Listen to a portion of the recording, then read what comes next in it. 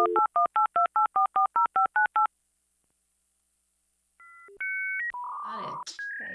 Hi, I'm Cynthia Murphy. And I'm Georgia Bowers. And this is Delete My Browser History. So it's my turn to go first this time. It is. Another kind of sad one, I think. Oh. I've called this one The Sad Case of Jane Castle. Oh. And this, I was doing some research for Legend Buried, which I've mentioned before on here. And this idea that all the local legends and myths come to life in this town and start like attacking people. Yeah. And I really wanted to have a woman who was who died quite a violent death, so that she would sort of, when she came back to life, she'd like be really angry at people, and so that's why she'd kind of want to attack people and drag them back down to wherever with her. So I was looking for some sort of grisly stories in the local history section at my local library, and I came across this story, and I said to you, didn't I, that I'd found it and I wanted to talk about it. Yeah. But I couldn't remember where it was because I didn't make a note of it. So when I went back recently, I was in the library and I found it immediately. And I urge you to go and use your local library, especially the local study section, because you find lovely books with images like this on the cover. Oh, nice. Yeah, nice. Oh, eh? you know what? Mine is going to weirdly link in with yours this week. Really? Yeah. Spooky. Yeah. Spooky. So is it recent? No, this is from 1859. Okay. So and then I'm going to just share a little bit of like what happened when I was doing the research with you as well later at the end. So yeah, this story, when I read it, I just thought it was so sad, and it really stuck with me, and I don't know what it is. There was something about her, about Jane Castle and what happened. It just really lingered. And the annoying thing is that it features in quite a few local history books. It pops up quite a few times, and there's a couple of pictures of the antagonist of the story, but there's no pictures of Jane, which annoyed me. But anyway, I'll tell you what happened to her. So at 11:30 one morning, the morning 9th of August 1859, a horsekeeper called John Purser was trundling down the track with his cartload of coal when he saw something caught his eye, and he thought it was a woman's dress. He was just going past a sort of castle mound where there was this like old chalk pit which had become a sort of overgrown dell, and he saw this piece of black cloth. So he pulled over and he jumped off to investigate, and it was actually the body of a woman, and she was lying on her back with her knees bent beneath her. So it was like she was in a praying position and she'd just fallen right back. Okay. And that's how he found her. Her throat was cut and there was blood everywhere, and there was still blood oozing from her wound in her neck, and she was still warm. So he'd found her fairly soon after whatever it is that had happened. Her shawl and a bonnet were a couple of meters away, with a little blood trail following them onto the road, and he looked at the road, and there was sort of a bit of a sign of a struggle. There was loads of footprints and lots of dust and stuff like that. So apparently, right, there's these stories, the reports differ slightly, but one of them says that he picked her up and he put her in his car and he drove her straight to the Heron pub, which was near Luton, because in those days they doubled up, didn't they, as mortuaries, pubs. Did they? I didn't know that. Yeah. And I've been to, there's a pub in Ireland where my family are from that has got a mortuary at the back. Huh. So it was obviously something that used to happen. I've seen a mortuary table in Ireland, but that was in a castle, not in a pub. Yeah. Which, it's probably good. I think this said that pubs used to double up as lots of things. They used to serve, I bet they did, because I bet a lot of times it was like the only thing that was be a central place, wasn't it? Yeah. Yeah. So anyway, he took her straight to this pub, but then another report said that he contacted the police. He left her there. He contacted the police. But either way, the murder sort of spread. The word of what happened had spread until it got to the ears of the actual murderer. I also read that a couple of women found the body and they were the ones to alert the police, but so anyway, it doesn't really matter that part. But anyway, so who was she and who was the murderer? So that brings us to a little while before, in 1857, 22-year-old Joseph Castle, who was a malt maker, he met and married Jane Whitcroft, who of course became Jane Castle. So Jane was apparently, by all accounts, a very sweet-natured person. She was doesn't give her age, which again annoys me. We know how old he is, the murderer, but we don't know how old she is. That's just typical of the time, isn't it? Yeah. And apparently she, according to witnesses, she never did anything apart from a bit of sewing. So she was just sort of kept herself to herself, seemed like a lovely person. But it wasn't a happy marriage from the very beginning, because Joseph was just irrationally jealous. He would just fly into like a wild rage if she smiled at somebody, if she paid any attention to anybody apart from him. Even his relatives said that he was just jealous of people that he'd never even met. He wouldn't let her work. He wouldn't let her see her friends or her family or her neighbours. He became violent if she had any visitors, especially if they were male. And it was just a cycle that she just experienced over and over again. And I suppose she was just, she just kept herself to herself as much as she could. But it just seemed to always, surface again, this jealousy and just flying into a rage. So it was so bad that even his relatives were telling her to leave him. And I don't think he could hold down a job for very long. And he used to spend a bit of time in the pub, but he wasn't like a massive drinker or anything, but he just didn't seem to be able to, function properly. And so they lived in, I think it was his uncle's house, his uncle and auntie's house, with his uncle and auntie. And like I said, they told her that she should probably leave him. And I bet that wasn't a dumb thing, was it? No, not to get involved like that, especially, siding with the wife rather than your family. Yeah. So she tried to leave him before, but she got caught, and he ripped up all of her clothes so that she couldn't leave the house. Oh. But remember, she's good at sewing, so hopefully she sewed them all together. Well, that's why she only ever did sewing, isn't it? Because just so sad. She didn't have a choice. So yeah. So she came up with this plan. They were living in Ware, which is a place near Luton, and with the help of, I think it must have been his cousin. It was the daughter of the uncle and auntie that she was living with. They kind of came up with a bit of a plan for her to escape. So on the 8th of August, she tried again, because they knew that he was going to be out all day. So she decided to walk 24 miles to Luton, to where her parents live. So 24 miles would take you about 8 hours. And it was August, so it was really hot. So, she was going out on quite a journey. And apparently this female who was living in the house, she walked part of the way with her. And she said her statement at the end was that the whole way she was just looking over her shoulder, convinced that he was going to come after her. Yeah. They stopped at an old teacher's house, that one of Jane's teachers, to rest, and then she managed to get a lift on a coal cart the rest of the way to her mum's house. But by the time she arrived at her mum's, Joseph had discovered that she'd gone, and he obviously just went into a rage and he went to the railway station and asked if anybody had seen her. He was demanding to know if she'd run off with a butcher. He had a thing that she was having some kind of affair with the local butcher or something.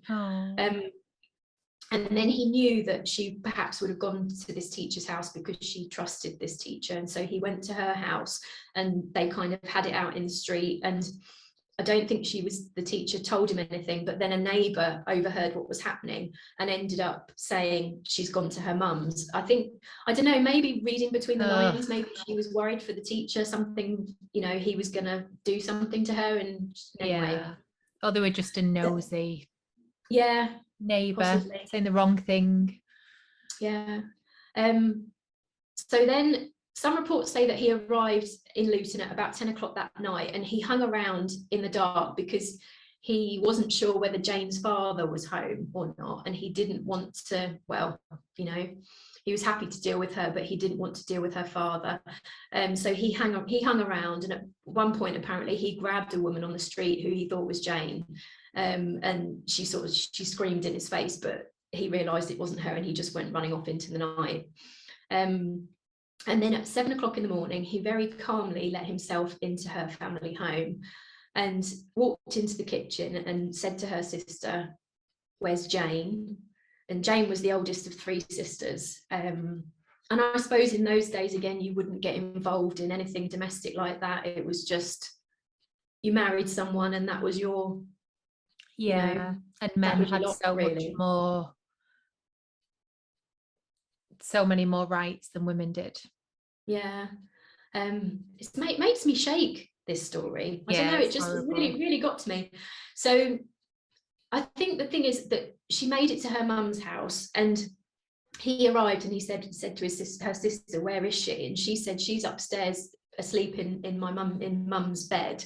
So he just went past her and went upstairs and found Jane sitting in her mum's bedroom on the bed. And he came in, and he was just like, "Oh, I'm so tired. You know, I've been walking all night," or whatever. And he took his boots off and got into bed with her. Oh, I know. And it just, I don't know, it just, you hear these really awful stories of domestic violence all the time. yeah. And it just, even though this happened so long ago, you could see this happening now, you know, like someone just, "Oh, I'll just get back into bed with you." And so he got into bed with her, and she just rolled over and faced away from him, and he was just giving her all that and saying, you know, "Come home with me, I'll change," and blah blah blah, and all this sort of stuff. And she was just having none of it, until her sister called her down for breakfast. So she went downstairs, he stayed upstairs sulking and listening to what they were talking about. Her sister, they were arguing, her and her sister. She said, apparently she said, "You're not going to go with him, are you? He'll murder you." And Jane said, "He may as well murder me one way or another." And then eventually he came downstairs, and he just apparently sat in the chair next to the fire smoking his pipe, and they kept asking him to leave and he wouldn't leave, and he was there a couple of hours, and there was lots of arguing until Jane agreed to go with him. And some reports say that she you know, was stupid enough to go home with him, which is, you know, she's not the stupid one in this situation. But other reports have said that she'd left all her clothes, so maybe she offered to walk halfway with him just to kind of get him out of the house or something. Yeah. So not really sure about why she went with him, but it sounded like she was so worn down. Yeah, it could have just been the easier thing, and maybe she was worried that he would do something to the sister, or do something to her family. Now that he was in the house. And apparently a few people saw them walking through the town, and he was just like walking ahead, just, you know, going off on one, just like really angry, and she was just walking behind, just beside herself. So then if we go back to finding the body, so obviously we know that it's the body of Jane. So it was found 1.5 miles from her parents' house, so that's about a 15-minute walk. So this is the thing that gets me as well, that she got to the sanctuary of her mum's house, like her mum's bed. She was in her mum's bed. Like, it's really upsetting just to talk about it, I think, and just think, right, I'm okay now, you know, I'm going to be okay. And then there he is, he appears in the room, there he is, you know, she's not safe. And then whatever happened 15 minutes away from where she lived, where she grew up with her family and her sisters. So apparently police used bloodhounds, which was like one of the first times they did it. So I think word had spread quite quickly about what had happened at this point, and lots of people were around and like at the scene of the crime and everything. So they used bloodhounds to search the area, and they found a knife that belonged to Joseph's uncle, the one that they lived with. So he had gone with the intention. Yeah, he had no intention of bringing her home. He picked up that knife and he carried it all the way to Luton, planning to use it on her. You know, it just awful. So apparently she had cuts all over her hands, where she tried to stop him, and there was a little bit of like speculation about when he gave himself up. Apparently he when he went on the run and he heard that everybody knew about the murder, he went straight to the police, the superintendent, and said, "I've had an argument with my wife and then she ran away. I don't know where she is," but he was covered in blood. And I think he had a couple of cuts, and the police officer was just like, "We found her, we know that you killed her." And he was like, "No, she must have killed herself. I think she probably committed suicide." Yeah. So obviously with the cuts all over her hands and everything, there was no way that she could have, they said that it wasn't suicide, that she was trying to defend herself. So there was a bit of confusion as to where and how it happened. His final confession said that he cut her throat from ear to the middle here while she was still standing up. And then he grabbed her and stuck the knife below her ear towards her windpipe. And apparently she said, "Joe, you have done it at last." Then she walked towards the dell hole and fell in and dropped to her knees, lifting her arms up as if in prayer. And he left her there, and he said she was still alive when he left her. And that's why they found her in that strange position. But the surgeon's examination and the evidence went on the trial said that the evidence that they'd gathered showed that she had had her throat cut, but she didn't like walk away. He then dragged her to the dell, where he forced her to her knees, and then he stuck the knife in underneath her ear. And I don't know what, I think that's what's so awful. Did he make her beg for her life? Yeah. Did she just drop to her knees and she was just begging him not to kill her? But like, also, either way, like the goal of him to be like, he said, "Oh, you finally done it." It's like reveling in it a little bit, isn't it? You know? Yeah. Well, and then during the time that he was in the prison and during the trial and everything, like leading up to the trial, apparently he was just completely indifferent about the whole thing. He just, he wasn't bothered. He ate really well. They said that he put on like 2 stone when he was in prison because he was just eating so well. Like, he wasn't remorseful at all. Wow. And so anyway, it finally went to trial, and it was on trial in Bedford, at the court in Bedford. And it was just, the whole suicide thing was completely thrown out really quickly. And the jury came back after 13 minutes and they found him guilty. But again, even he was still really, really relaxed during the whole trial. Didn't really seem to grasp what it was that was going to happen to him, because he was then sent for execution. And apparently it was one of the last public executions in Bedford. Right. But there was lots of people there because, as I said, lots of people had heard about it. And apparently before his execution, he told one of his prison mates, that he'd done it because she'd abused him. So he was still just like blaming her for it all, right until the end, even though he'd been caught and found guilty for it, until the actual day of his execution. And he had his breakfast, and then this sort of wildness came over him, and then he sort of seemed to realize what it was that was happening to him. And so he was executed, and that was the end of him. But good. It's just such a sad story. And unfortunately one that doesn't sound unfamiliar, No, I think that's why it's so upsetting, because you can, like I said, you can take it from that historical setting and just put it in a contemporary setting, I think.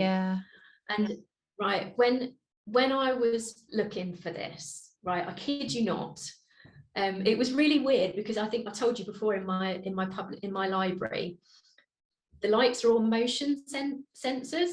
So I was like crouching on the floor, and like my research had gone really well. I was like, there it is. And I found all these books. I was like on the floor with all these books around me, and I'd obviously been there so long, and it was a Sunday afternoon, so there was like hardly anybody in the library. And all the lights started going off above me, and I was like, whoa. And then I went to have a little look in the card catalogue, which is obviously where we keep some of the older, like we keep a record of all like the newspaper cuttings and like some various stories and stuff and local history articles.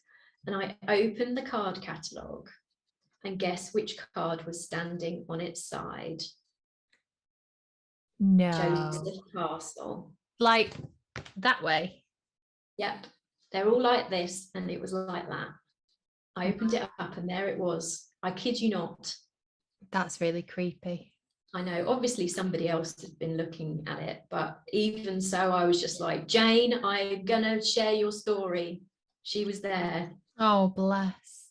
Yeah, it was really, really sad. Really sad It story. is sad. I think normally as well, when you hear an older one, they're almost not as sad because you're far removed from it. But like you said, so many domestic violence cases these days. It's just a same old, isn't it? Yeah. Oh. And I think it was just that, you know, she, as I said, just that decision that she was going to finally be free of him until I even just be there. Yeah. The bravery it must have taken, and then he ruined it. Yeah. Yeah. Anyway, I hope you've got a cheerful one now. Mine is a bit more light-hearted, but it does weirdly kind of tie in. Because I'm going to tell you about Springfield Jack. Oh, yes. So Springfield Jack is an old folklore tale from London, and it really heavily inspired my first book, to the point where the villain is Springfield Jack, which I don't think is a spoiler. If it is, sorry, spoiled the book. Please buy it anyway. So Wikipedia, as ever. So the first sightings of Springfield Jack were in London in 1837. And there are later sightings all over the UK, mostly in the suburbs of London, Midlands and Scotland. And it was an incredibly popular urban legend, mainly because he had a really bizarre appearance. He could leap over walls. I've written he had parkour skills. Just got this image of him going, parkour, jumping over walls. So this strange appearance, he was said to be terrifying and frightful and had eyes like red balls of fire. He wore a black cloak. He wore a tight-fitting white oilskin suit and helmet, which when I think of it, I think like latex or rubber, but when I looked up oilskin, it's like, you know, on old films where you see a fisherman in the yellow slickers. Yeah. And the waders, that's oilskin. So he had a white kind of oilskin thing on. So I think it actually probably looked more like a painter's overalls than like a catsuit. But that's just what I've always imagined it as. He had a devil-like aspect. He was a tall and thin gentleman, which of course reminds me of Buffy. And actually, I've never thought of him as scary until I thought of that, because that would be quite creepy if there was just, Slender Man, this tall, skinny gentleman. Yeah. He could breathe blue and white flames. He wore sharp metallic claws, and at least 2 people claimed that he could speak some kind of comprehensible English. So a very strange figure. So a bit of background, London at the time, Victorian England, there was ghosts everywhere, or people at least claimed to see ghosts everywhere. So one famous one was the Hammersmith ghost between 1803 and 4, and then he reappeared in 1824. And there was also the Southampton ghost, who was known to assault individuals, and that was really similar to Springfield Jack because he could jump over houses, he would jump over carriages, and he was apparently over 10 feet tall. So there is a little bit of kind of folklore already there before people start seeing Jack. So the first sighting was in October 1837, and it was a young lady called Mary Stevens. And fun fact, police report at the start of Last One to Die, we have PC Bowers, who's the interviewing officer, but the person he's interviewing is called Mary Stevens. So I've taken that directly from the legend. She was a servant girl, and it says on Wikipedia that she was walking to Lavender Hill, which is in between Battersea Park and Clapham Common in South London. It said she worked in Lavender Hill and she'd been visiting her parents in Battersea, which when I looked on the map, it didn't really make sense why she would go all the way around to come back. So I don't know if, because it says she saw him in Clapham Common. but I don't know how she got there, so I don't know if that bit's right. But she saw him anyway, and the figure leapt out at her from a dark alley. He, bit of a trigger warning for assault. He grabbed her, he kissed her face, he ripped her clothes and touched her flesh with his claws. She said he was cold and clammy with hands like those of a corpse, which is just gross, isn't it? She screamed and he legged it. And several people came out to her screams and helped search for him, but they didn't find anybody. The next day, he was claimed to be seen leaping in front of a carriage. The coachman lost control and crashed and was severely injured. And witnesses said he leapt over a 9-foot wall and cackled with high-pitched, ringing laughter. So to me, I don't know if these things are that she'd been walking home late at night. A load of people come out of the pub and helped her search. And then the next day, a coachman at the pub had gone, I saw him too. And that's why I crashed. Not the fact that I was drinking yesterday. But that's just my conjecture. So news began to spread, and the press and public began to call him Springfield Jack for the fact that he could jump over these high distances. So in January 1838, the Mayor of London received a complaint. So I've actually got, rather than writing it all out, I've actually got the complaint saved here. So the mayor got this letter that said, it appears that some individuals, or as the writer believes, the highest ranks of life, as the writer believes, the highest ranks of life, have laid a wager with a mischievous and foolhardy companion that he durst not take upon himself the task of visiting many of the villages near London in 3 different disguises, a ghost, a bear, and a devil, and moreover that he will not enter a gentleman's gardens for the purpose of alarming the inmates of the house.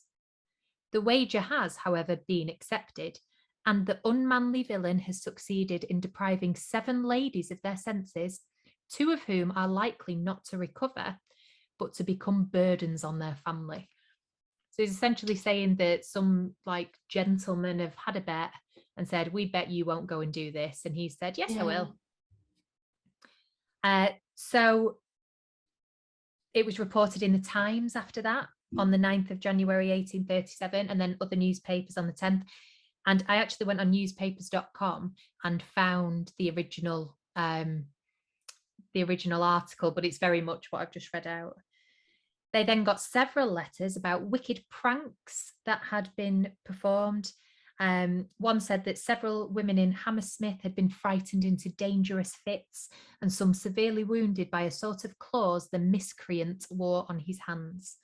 And then other claims started to come in from Stockwell, Brixton, Camberwell, and Vauxhall. One of them said somebody had died of fright, and others had had fits. In 14th of April 1838, so we're talking 6 months later, it was reported in Sussex that somebody had appeared in a garden in the shape of a bear or some other 4-footed animal. Now, I'm not really sure why a bear and a devil and a man all go together, but it just seemed that there was this massive, commotion, and everything was just blamed. So the best known attack is 19th of February 1838, and it's on Jane Alsop. Jane Alsop is also a character in Last One to Die. And she answered the door to the police, and there was a policeman there in a cloak, and he said they'd caught Springfield Jack and could she bring a candle. So she went and got a candle. She came out. She noticed he had a cloak on, which she thought was strange for a police officer. He threw off the cloak and presented a most hideous and frightful appearance. And this is where the stories about the flame shooting out and the red eyes comes from, and the white oilskin suit underneath his cloak. He clawed at her gowns with claws of some metallic substance, and she was rescued by her sister when she started to scream. Now, later that night in a pub, a guy called Thomas Milbank, who was a plasterer or a painter, I'm not sure which, was in the pub, and he started to boast that he was Springfield Jack. So because this attack had happened nearby, Thomas Milbank, who there's also a name derived from that in Last One to Die. He was arrested, but he escaped conviction because he couldn't breathe fire. And she was absolutely adamant that the person had breathed fire. And so he got released. And most of these accounts are from a long time afterwards. So there's no actual contemporary news reports, you know, a couple of days later on these. They're all written a little bit later. But no one was ever found or kind of convicted of being Springfield Jack. It's a bit of a mystery who he was. And then there was real later sightings. So they became less frequent but more widespread all over the UK. Northamptonshire, East Anglia, Devon, Sheffield. He's sometimes known as other names, but they tend to come back to Springfield Jack. So he might be known as the ghost of somewhere or whatever, but somehow it always links back in with Springfield Jack. He was also seen in Aldershot, Lincolnshire and Liverpool. So really kind of spread out. Yeah. And I think this is mainly because he became such a cult character. There was penny dreadfuls written about him. There was comics written about him. He was even at a time in the Punch and Judy shows when the devil used to come in. The devil was replaced with Springfield Jack for a while. So you can imagine at seaside towns everywhere. Yeah. He was also, his name was used as like that of a bogeyman to scare Victorian children into going to bed and coming in at night time. So, you know, go to bed or Springfield Jack will get you. Isn't that interesting how stories spread? It is, isn't it? And then when you look at the Wikipedia page at the end, it's got links to all different, very similar kind of legends. You've got the Jersey Devil, like in New Jersey in America, and that's a similar kind of, you know, man devil hybrid. But he never killed anyone that we know of. And in popular culture, he's in a couple of things, but not as many as I thought. But there is a book by Philip Pullman that's like from the 90s where he's actually a bit of a good guy. It's like a little graphic novel. And of course, my first book, Last One to Die. And if you want to hear a really good account of that kind of legend, there is an episode of a podcast called Lore, Lore, and episode 22, Over the Top, is the one that I originally listened to that sparked the idea for the story. So that is Springfield Jack. There you go. Don't have nightmares. I know. I think that's definitely more lighthearted than you. He didn't kill anyone. Yeah. He was just a bit of a that's dick. true. He didn't actually kill anyone. No. Just terrified people into having fits. Yeah. And what was it? Like, we'll never regain this. It will be a burden on their families. So yeah, that's definitely better. Yeah. Agreed. Yeah. Okay. Well, thank you for joining us. We'll see you next time. Browser history deleted.